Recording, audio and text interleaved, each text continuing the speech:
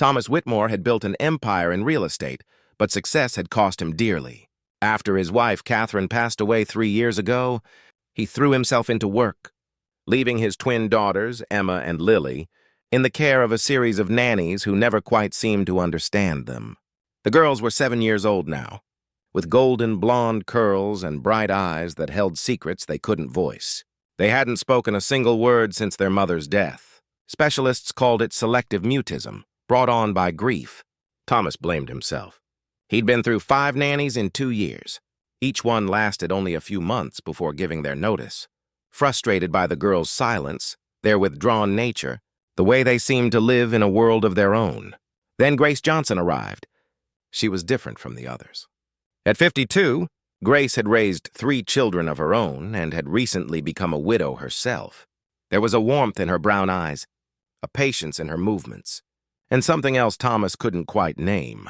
She wore a simple orange dress with a white apron, and when she smiled at the twins during the interview, something shifted in the room. "I don't need them to talk to me, Mr. Whitmore," she'd said softly. "I just need them to know they're loved." Thomas hired her on the spot. For the first few weeks, everything seemed normal.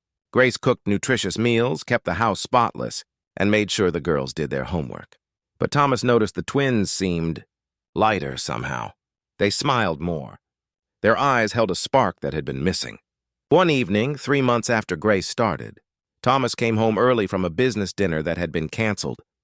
The house was quiet as he let himself in through the side entrance. He was about to call out when he heard something that made him freeze. Music and laughter. He followed the sound to the living room, moving quietly down the hallway. What he saw through the doorway stopped him in his tracks. Grace was in the center of the room, one leg extended behind her in a graceful arabesque, her arms spread wide like wings. Emma and Lily, wearing matching pink dresses, were dancing alongside her, their small bodies mimicking her movements. They were giggling, actually giggling, as they twirled and leaped across the hardwood floor. But it wasn't just dancing. Grace was teaching them ballet, and she was doing it in complete silence, communicating entirely through movement and expression. Her face told stories, her hands painted pictures in the air. The twins watched her intently, responding not with words but with their own bodies, creating a conversation more eloquent than any Thomas had heard in years. He stood there transfixed, as Grace showed them how to rise up on their toes, how to hold their arms in a gentle curve. She moved between them, adjusting their posture with tender touches, her whole face beaming with encouragement. The joy in that room was palpable. Thomas felt his throat tighten. These were his daughters, the children who had become strangers to him, and they were alive with happiness. As if sensing his presence, Grace turned and saw him. For a moment, her expression showed concern, worry that she'd overstepped, but Thomas couldn't speak. He simply watched as Emma noticed him too, then Lily. The music continued playing softly in the background. What happened next would stay with Thomas for the rest of his life. Emma walked over to him, took his hand, and gently pulled him into the room. Lily came to his other side, and together, without a word, his daughters began to dance with him. Grace smiled, encouraging him with her eyes. Thomas had 2 left feet and no sense of rhythm, but none of that mattered. He let his daughters guide him, following their lead as they spun and swayed. He was laughing now and crying too, overwhelmed by the pure, simple joy of being connected to his children again. When the song ended, all 4 of them were breathless and smiling. Thomas lowered himself onto the sofa, and the twins climbed up beside him, one on each side, nestling into his arms the way they used to when they were small. Grace quietly turned off the music and began to tidy up, giving them space. But Thomas stopped her. "Please," he said, his voice thick with emotion. "Don't go. I need to understand. How did you know? How did you know this was what they needed?" Grace sat down in the armchair across from them, folding her hands in her lap. When she spoke, her voice was gentle, filled with understanding. "When my husband died, Mr. Whitmore, I stopped talking for a while, too. Not because I couldn't, but because words felt inadequate, too small for the feelings I carried." She paused, glancing at the twins with affection. "But my daughter-in-law, she taught dance. She showed me that our bodies can express what our voices cannot. That moving, creating, dancing, these things can say what words fail to convey." She looked at Emma and Lily. Your daughters aren't broken. They're just speaking a different language right now, and that's okay. Thomas felt something crack open inside his chest. For 3 years, he'd been trying to fix his daughters, to get them back to how they were before. He'd never considered that perhaps they didn't need fixing at all. They just needed someone to meet them where they were. How long have you been doing this with them? He asked.